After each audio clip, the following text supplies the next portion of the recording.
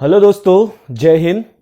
Anti बेरोजगार channel पर आप सभी का स्वागत है। मैं आपका दोस्त विशाल गुर्जर लेकर आया हूँ आज एक नई क्लास। और आज से हम शुरू करने वाले हैं भारत दर्शन, यानी कि भारत के हर एक स्टेट एंड केंद्र शासित जो यूनियन टेरिटरी है उन सबको हम डिस्कस करने वाले हैं। रोज़ हर एक स्टेट एंड यूटी को हम डेली देखने वाले हैं, उनसे जुड़े सारे फैक्ट देखने वाले हैं। तो आज हम सबसे ऊपर लद्दाख से शुरू करते हैं। लद्दाख से क्या कुछ आईएमपी क्वेश्चन बनते हैं हमारी एग्जाम में। तो आइए सबसे पहले शुरू करते हैं। यहाँ पर आपके सामने पहला यूनियन टेरिटरी और लद्दाख, जो कि लद्दाख का अगर फुल फॉर्म देखे तो लद्दाख ला प्लस दाख से मिलकर बना होता है। ला का अर्थ होता है दर्रा, ला का अर्थ होता है दर्रा, दाख मतलब होता है भूमि, यानी दर्रों वाली भूमि को ही क्या कहा जाता है, लद्दाख कहा जाता है। अगर इसके बाद अगर बात करें लद्दाख की, आपसे राजधानी पूछी जाती है कि लद्दाख की राजधानी क्या है, तो लद्दाख की दो राजधानी है, दो राजधानी है लद्दाख की। सबसे पहले अगर बात की जाए तो पहली राजधानी इसकी लेह, लेह लेह जो है वो ग्रीष्मकालीन राजधानी है, ग्रीष्मकालीन। और जो कारगिल है, कारगिल वो शीतकालीन राजधानी है, शीतकालीन राजधानी। तो दो राजधानी है, पहली लेह ग्रीष्मकालीन राजधानी है और कारगिल जो है वो शीतकालीन राजधानी है। इसके बाद बात करें जिले, यही दो जिले पड़ते हैं, एक लेह और एक कारगिल। यही दो जिले लद्दाख यूनियन टेरिटरी में पड़ते हैं। अगला आपसे पूछा जाता है कि लोकसभा सीट कितनी है, तो एक ही लोकसभा सीट है। और जमयांग सेरिंग, ठीक है, इसके जामयांग सेरिंग यहां से सांसद है, बीजेपी, बीजेपी के लीडर हैं, नाम है जामयांग सेरिंग, ये यहां से सांसद है। इसके बाद बात करते हैं कि गठन कब होता है, गठन कब होता है। तो अभी आपको पता होगा कि जम्मू कश्मीर पहले एक स्टेट हुआ करता था, उसको 31 अक्टूबर 2019 के दिन दो यूनियन टेरिटरी बनाया गया, जम्मू कश्मीर एंड लद्दाख। तो अभी वर्तमान में गठन 31 अक्टूबर 2019 को हुआ है। और इसकी जो घोषणा की गई थी आर्टिकल 370 हटाने की, वो की गई थी 5 अगस्त 2019।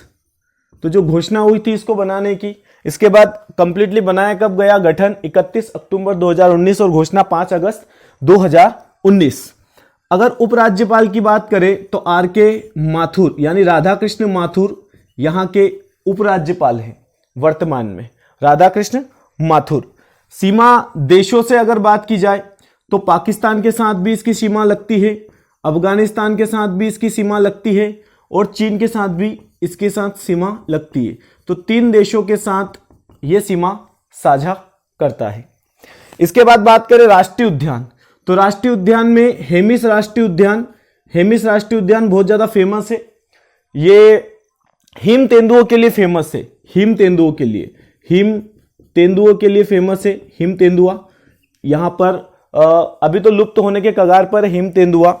और हिम तेंदुआ दिवस हम मनाते हैं 23 अक्टूबर को, 23 अक्टूबर को हिम तेंदुआ दिवस मनाते हैं। ये क्वेश्चन भी आपसे बन सकता है। इसके अलावा अगर बात करें राष्ट्रीय उद्यान, जो हेमिस राष्ट्रीय उद्यान है वो भारत का सबसे बड़ा राष्ट्रीय उद्यान है, भारत का सबसे बड़ा राष्ट्रीय उद्यान है। इसके अलावा आपको पता होना चाहिए कि यहां पर एक अभ्यारण्य पड़ता है, अभ्यारण्य नाम है उसका चामथांग, चामथांग। यह अभ्यारण्य भारत का सबसे ऊंचा अभ्यारण्य है, भारत का सबसे ऊंचा अभ्यारण्य, मतलब भारत का सबसे बड़ा राष्ट्रीय उद्यान जो है हेमिस राष्ट्रीय उद्यान, वो भी लद्दाख में है।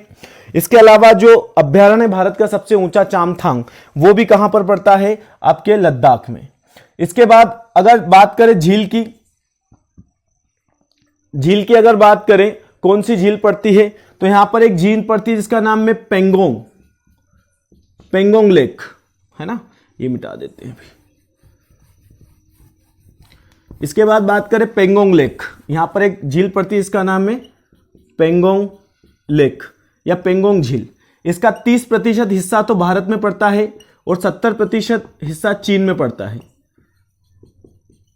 30% हिस्सा जो है वो भारत में पड़ता है, 70% चीन में पड़ता है।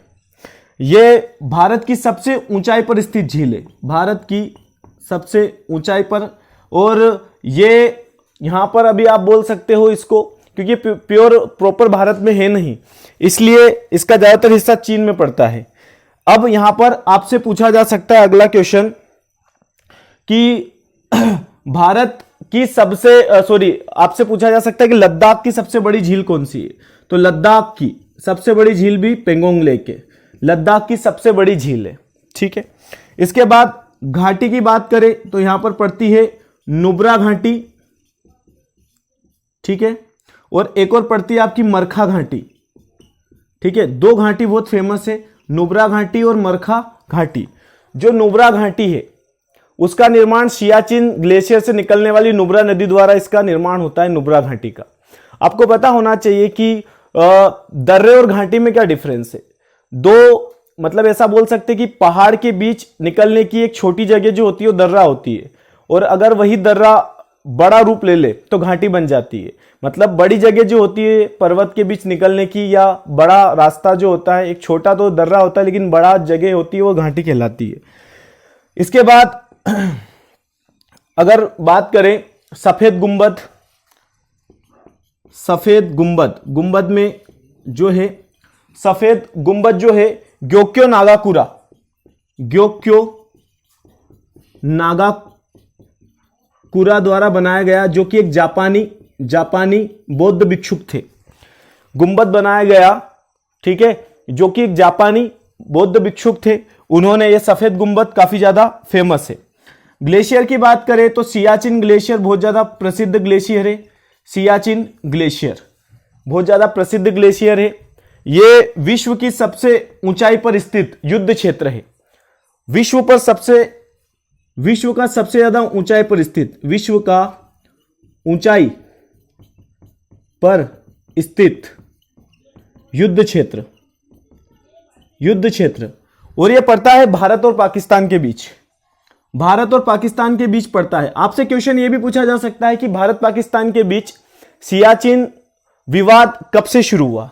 तो 1984 से विवाद शुरू होता है, जो अभी तक है।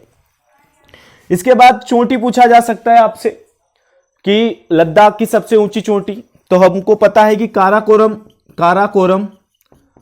काराकोरम के ऊपर पड़ता है केटू को बोलते हैं गोडविन ऑस्टिच, 8611 मीटर ऊंचा है।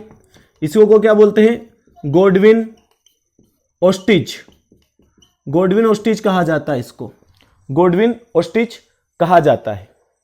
इसके अलावा साल्टोरो कांगड़ी, एक और चोटी याद रखना आप, यहां पर लिख देता हूं, साल्टोरो कांगड़ी। ये वर्तमान में जो केटू है वो पीओके वाले हिस्से में, मतलब पाकिस्तान के कब्जे में है। अगर वहां इसके अलावा अगर बात की जाए कि अभी वर्तमान में सबसे ऊंची चोटी कौन सी है लद्दाख की, तो साल्टोरो कांगड़ी, इसकी जो ऊंचाई है 7742 मीटर, 7742 मीटर इसकी ऊंचाई है। उपनाम की बात करें, अगर लद्दाख के उपनाम की बात करें तो लद्दाख का उपनाम आपको मिल जाएगा, एक तो छोटा तिब्बत, मूनलैंड,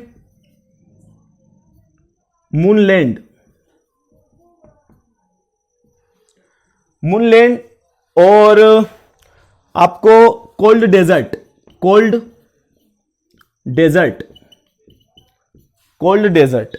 अगर क्वेश्चन बने कि भारत का सबसे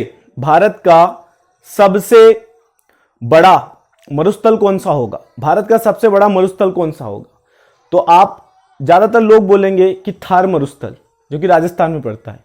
लेकिन यह सही आंसर नहीं हो सकता, क्योंकि अगर आपसे पूछ लिया कि भारत का सबसे बड़ा मरुस्थल, तो वो लद्दाख होगा। हाँ, अगर आपसे पूछे कि भारत का सबसे बड़ा गर्म मरुस्थल, अगर लद्दाख ऑप्शन में नहीं है तो फिर आप थार के साथ जा सकते हैं। भारत का सबसे बड़ा गर्म मरुस्थल तो थार, लेकिन भारत का सबसे बड़ा ठंडा मरुस्थल तो वो हो जाएगा आपका लद्दाख, सबसे बड़ा ठंडा मरुस्थल है।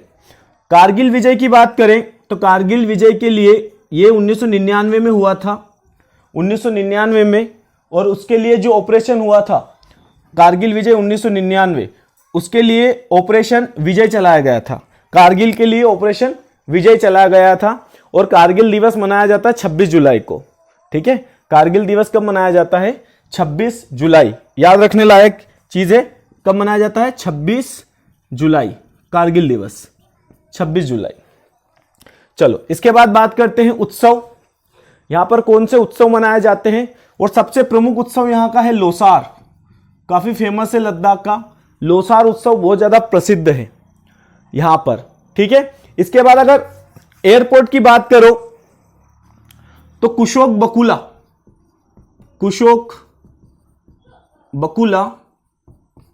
बकुला यहां पर एक प्रसिद्ध एयरपोर्ट है।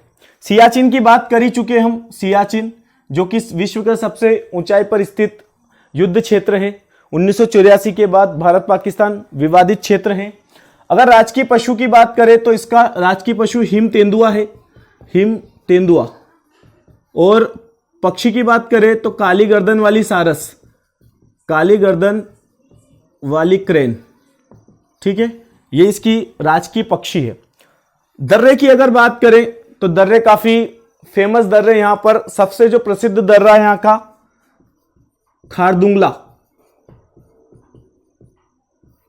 खारदुंगला दर्रा सबसे प्रसिद्ध दर्रा है। ठीक है, इसके बाद बात करें तो बांध, यहां पर बांध भी काफी ज्यादा इंपॉर्टेंट हो जाता है। ठीक है, चुटका बांध बहुत ज्यादा प्रसिद्ध बांध है इसका, चुटका बांध, जो कि सुरु नदी पर पड़ता है, सुरु नदी पर पड़ता है आपका। चुटका बांध जो है वो सुरु नदी पर पड़ता है, जो कि एक विद्युत परियोजना भी है चुटका बांध। यहां पर इसके लिए एक विद्युत परियोजना भी है। देखो बांध की बात करो तो एक दमखम बांध भी है, दमखम बांध। ठीक है, दमखम बांध, जो दमखम बांध है, ठीक है, वो पड़ता है आपका सिंधु नदी पर। दमखम बांध पड़ता है सिंधु नदी पर। ये काफी जो दमखम बांध है वो सिंधु नदी पर काफी प्रसिद्ध बांध रहा है। इसके अलावा चुटका बांध जो सुरु नदी पर है उस पर विद्युत परियोजना चलती है। ये ध्यान रखने लायक चीज है, विद्युत परियोजना, विद्युत परियोजना। इसके बाद बात करें प्रमुख तथ्य, जो कि इंपॉर्टेंट तथ्य होने वाले हैं और एग्जाम में सीधे सीधे पूछे जाते हैं। क्षेत्रफल की दृष्टि से सबसे बड़ा जिला, भारत का सबसे बड़ा क्षेत्रफल की दृष्टि से जो है वो लेह है। लद्दाख की राजधानी जो लेह है वो भारत का सबसे बड़ा क्षेत्रफल की दृष्टि से जिला है। ठीक है, इसके अलावा क्षेत्रफल की दृष्टि से सबसे बड़ा केंद्र शासित प्रदेश, जनसंख्या की दृष्टि से आपको पता है दिल्ली है, लेकिन अब क्षेत्रफल की दृष्टि से पहले अंडमान एवं निकोबार द्वीप समूह था, लेकिन 2019 में जब से केंद्र शासित प्रदेश बना है लद्दाख, उसके बाद इसका सही आंसर हो जाएगा आपका लद्दाख। ये लद्दाख जो है अभी वर्तमान में सबसे बड़ा केंद्र शासित प्रदेश बन चुका है क्षेत्रफल की दृष्टि से। सबसे कम वर्षा वाला क्षेत्र है लेह, सबसे कम वर्षा वाला क्षेत्र हो चुका है लेह। वैसे भी नॉर्मली अगर सबसे अधिक वर्षा वाला क्षेत्र देखोगे आप तो मासिनराम मिल जाएगा आपको। सबसे ऊंचा सड़क मार्ग जो है वो लेह मनाली मार्ग है, लेह मनाली मार्ग जो सबसे ऊंचा सड़क मार्ग है। इसके अलावा विश्व का सबसे ऊंची वेधशाला और भारत का सबसे ऊंचा मौसम विज्ञान केंद्र पूछा जाता है, तो विश्व का सबसे ऊंची जो वेधशाला है वो है हनले में, जो कि वहीं पर पड़ता है आपके लद्दाख में। और भारत का सबसे ऊंचा मौसम विज्ञान केंद्र जो कि है वो लेह में है, लेह में। यानी ये जितना भी आज हमने देखा इससे ज्यादा कोई बाहर क्वेश्चन बन नहीं सकता। लद्दाख का सारा हमने सर्जरी कर दी लद्दाख की, जो भी क्वेश्चन बनने थे सब आपके सामने है। आप चाहो तो स्क्रीनशॉट ले सकते हो उसका, ज्यादातर हमने सारी चीजें आपको डिफाइन कर दी है। तो ऐसे ही बने रहिए हमारे चैनल के साथ, क्योंकि आज तो भारत दर्शन की पहली क्लास थी, ये फर्स्ट क्लास थी। अभी तो हमें 34 से 35 क्लास कंप्लीट करना है इसके बारे में। तो थैंक यू सो मच। हमारे चैनल एंटी बेरोजगार को प्लीज सब्सक्राइब कीजिए। Thank you so much.